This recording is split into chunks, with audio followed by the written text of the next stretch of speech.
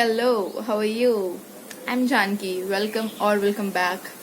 And today's video is the beginning of a very interesting reading vlog, which is my first ever experience reading a classic. And the classic that I'm going to read is Little Women by Louisa May Alcott.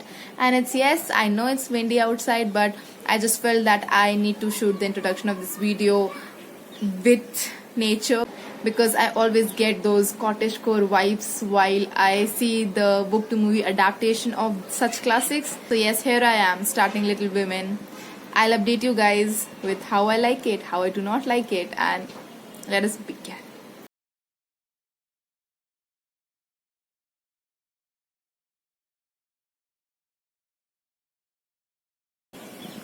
Such a beautiful illustration this is.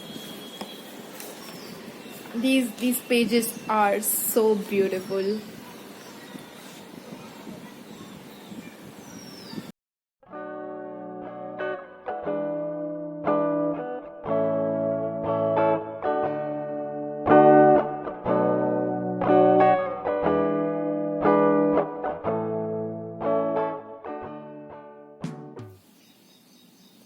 Hello everyone, a quick check-in here. I did complete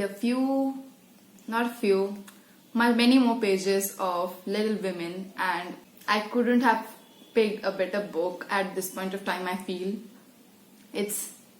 I'm flowing through this book, and I'm currently 110 pages into this book, and I love every moment of this book. I don't feel there'd be many people who don't know about this book, and not if book, they must have seen the movie or heard about it. This book is about four sisters. They are Jo, Meg, Amy and Beth, and literally just that. We follow the life of these four sisters and the bond they share. My judgment of this book is also greatly influenced by the movie, because first I saw the movie, and the movie literally depicted all of the scenes that I've read so far so well, and I did not have to comprehend so much while reading because I'd already had a visual depiction of it. I'm telling you, watching the movie did not spoil the book for me at all. So far I've read, I did not encounter any scene that I hadn't already watched in the movie, but still there was so much newness to it that you couldn't have been spoiled for reading the book if you have watched the movie. About my experience reading 100 pages of this book, the only word I have is amazing, because it was amazing. At this point, I don't feel there are many people who don't know about what happens in the book, like the broader points that happen in this book. And so, should I have a spoilery chat here or not? I don't really know. Should I? Should I not? Okay. I'll just put a timestamp in the description down below, and you can skip if you don't want to hear the spoiler. Yes, you can skip if you don't want to hear it. So skip if you want to. So I saw the movie and I know that Beth dies, and so when this line came, where the author writes, "There are many Beths in the world, shy and quiet, sitting in corners still needed and living for others, so cheerfully that no one sees the sacrifices till the little cricket on the hearth stops chirping and the sweet sunshiny presence vanishes, leaving silence and shadow behind." And why do I feel reading this line that the author is already setting us up for Beth's death? And I wouldn't have pondered so much on this line if I hadn't known that Beth dies in the end. But really, the author is already setting the stage for that thing, and it literally breaks my heart. And I'm telling you, thus far that I've read, my favorite scenes, most of my favorite scenes are the ones which have Beth in it. And I am ready and I'm not ready at the same time for what is going to happen eventually, but let us see when we reach that point. But as of now, I'm enjoying it so much. And you see, I've seen the movie, so there's this, I have faces for all of these characters, and that's so great when you're reading a book. Yes. Bye.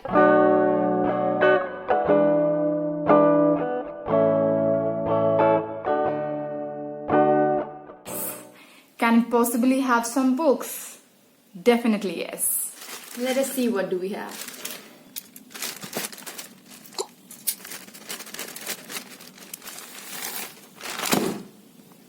So the first book we have is The Box in the Woods by Maureen Johnson. It is the fourth book in the Truly Devious series, although it follows a different story, so it can be read as a standalone as well. And I'm excited to read some thriller right now because I haven't in a long time read one. Another book we have is Empire of Sand by Tasha Suri. I've been wanting to read a Tasha Suri book for a long time, and I finally got my hands on The Empire of Sand, which is the first book in the Books of Amba series. I don't know, it's a duology or a trilogy. Fantasy. And the last book we have is The Mountains Sing by this author. Wait, I'll just Google it out. Okay, so I searched the pronunciation of her name. I'll try to repeat it. It's Gwen Phan Quy Mai. I bought this book for my Reading Around the Globe challenge, and this book features Vietnam. This is the book I'll be reading for Vietnam whenever I do. So yes, these are the three books I have. The Mountains Sing, Empire of Sand, and The Box in the Woods. छोटी बहन में गुड़ आता है ना, plastic के उसमें packet में और वो पानी अंदर, और मेरे पापा इतना गुस्सा हुए थे उस दिन, इतना गुस्सा क्योंकि Hello everyone, it's been a very long time since I last updated you all. Last time that I updated you all, I had read around 100 pages of Little Women, and at this point I am currently at page number 435, and it's a long way. And I don't think there's much to update on this book because as I said previously, we follow the lives of these four sisters. That's just about what it is. And as you can see, I have so many thoughts on this book. Like, not really thoughts, but just what I found relatable, my favorite quotes. And a very important part of this book is my enhanced vocabulary now. So let us have a little clash of old English words, shall we? So I just noted down some of the words that I heard for the first time, and these are like not new words, but they are just synonyms for the words we usually use in our day-to-day lives. So the first word is beatitude. So it means supremely blessed. The second word is degradation, which is the old word for degradation. It has simplified. The other word is dyspeptic, which means a consequent air of an irritable bad temper.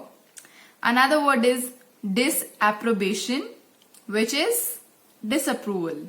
So you see, this sounds similar, but the old English words, they sound so sophisticated. Another word is concatenation, which means a series of interconnected things. Another is, and last at this point of time, is denouement, which is end of the play or like the result of something. So these were the new few words that I got to learn from this book, and I'm just taking my very good time completing this book. And I have to say this, that since it's like old English kind of a writing style, so there are just few things that I leave to God to comprehend on his own, because I just read that part, and if I'm not able to comprehend it, I don't go about reading that paragraph again, because I know, like at this point, I know what to focus and what not to. So I just leave those parts. Not leave, I read them, but I don't really like understand the depth or meaning or like comprehend them. So yes, that's all I have to say about this book right now. So meet you when I complete it, or should I meet you in between? Let us see. However it happens. How many pages are left, by the way? I'm at 435, and there are total 642 pages, so around 200 pages left, and I think I'll meet you after completing the book. Bye. So I had to take this little break.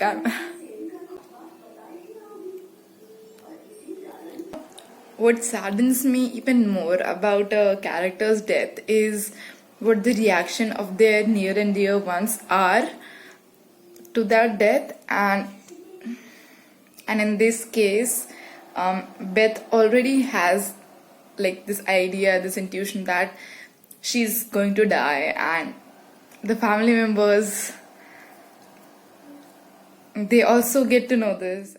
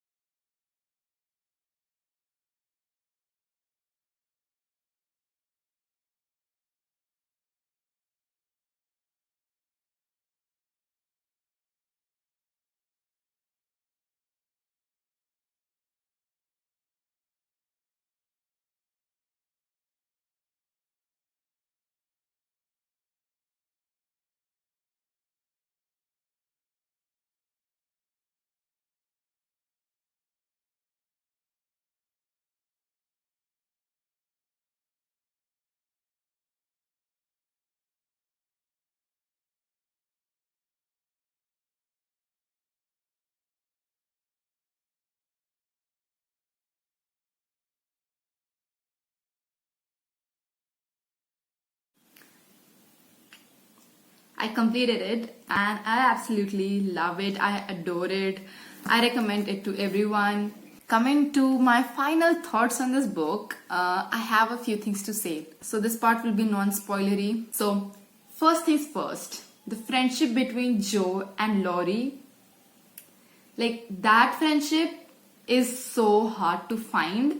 It's so rare, and like these days it's like a goal to have that kind of a friendship, because it seems so far reached, that kind of friendship. I absolutely love that bond between Joe and Laurie. That was amazingly done in this book. Secondly, I also found an answer to a question. If someone asks me that who do you think is the most underrated fictional character that deserves all the hype, I would say Beth from Little Women. So Beth Marsh, who is the third out of the four sisters, she is so pure, so selfless, always remains behind the limelight, and like does such angelic things. And like, dude, people, these kind of people are made no more. She is one of a kind. Like, people do exist that are like her, but they are so rare. And Beth is, most of my favorite moments in this book have Beth in it. And some of my favorite quotes that I read in this book are also like said by Beth. So you need a proof of how much I love this book. It's this. Like, this is all the things that I loved in this book, because why would I mark something I didn't like if there wasn't anything like that? I like to read some of the few quotes that I loved in this book, and so bear with me. One of the very, very relatable quote that I found in this book was when Amy, the youngest sister, and Laurie were having some conversation, and the narrator just wrote, Amy's lecture did Laurie good, though of course he did not know it till long afterward. Men seldom do, for when women are the advisors, the Lord of creation don't take the advice till they have persuaded themselves that it is just what they intended to do. Then they act upon it, and if it succeeds, they give the weaker vessel half the credit of it, and if they fail, they generously give her the whole. Like, how true is that thing? That, like, if a lady has advised or suggested something to a man, if it goes successfully, most of the credit is given to the doer of that thing. And if it fails miserably, who is at fault? The women. So this quote that I'll be speaking right now, it's a spoiler. So please skip this part. I'll put this timestamp in the description. So please skip this. Only this. Okay, so here I start. This is where Beth, if you all have read or seen the movie, you know Beth is going to die. So this is where Beth and Joe are having that conversation. And Beth says, I only mean to say that I have a feeling that it never was intended that I should live long.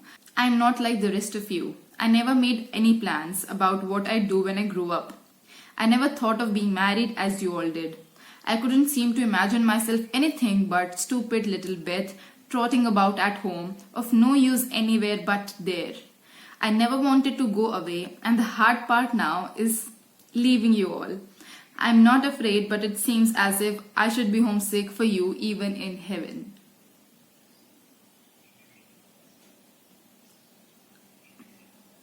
Like that scene where Joe and Beth are like spending some quality time alone. That whole scene has such memorable things in it. Such good things have been spoken. Such tear-jerking things have been spoken in that scene that you have seen my emotional destruction in the previous clip, right? It was when I read these pages. You see, it's like such memorable moments, scenes, quotes that impact like so much. So it is through Little Women that I started my classics journey, and I couldn't have made a better decision of reading this book only after watching the movie, because it made things so smooth and easier. Because we mostly see that one major reason of why people don't read classic is because of its archaic writing style, the old English, and that becomes a major hindrance. And so I absolutely like appreciate myself for watching the movie first and then reading it, because like it makes comprehension so much easier, and it's like a little stepping stone into reading classics further. So yes, I am very glad I picked this book up. I loved it, and like I recommend it to you all, and the movie did such a good justice to this book. And when I saw the movie for the first time, I hadn't read the book, right? So I still found it so impactful, and now I am going to watch the movie because I just want to relive whatever I just read. And such a good opportunity that is that these adaptations happen. So yes, that seems like all that I have to say right now. And yes, thank you all for watching this video, for being with me in this my little first experience of reading a classic. And thank you. Do consider subscribing to my channel if you like my videos, and meet you next time.